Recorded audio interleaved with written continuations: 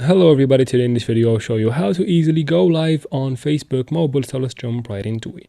First, open your Facebook application and then tap right here. From there, tap on live video right here. Now you can do some retouches before you go live. You can, for an example, tap right here to turn on the flash. You can also mute the mic if you don't want people to listen to you. After that, you can tap here to use the front camera instead. You can tap on effects to add some special effects to your video, like this one. You can tap right here again to disable that effect.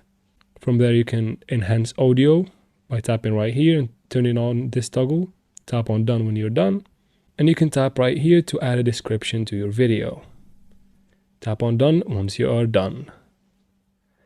You can even tap here again to select people to invite once you start the live video.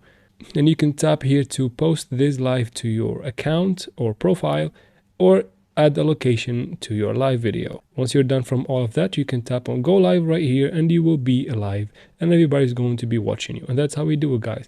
I hope this video was helpful. Please like and comment down below. Don't forget to subscribe for future videos like this one, and thank you very much for watching.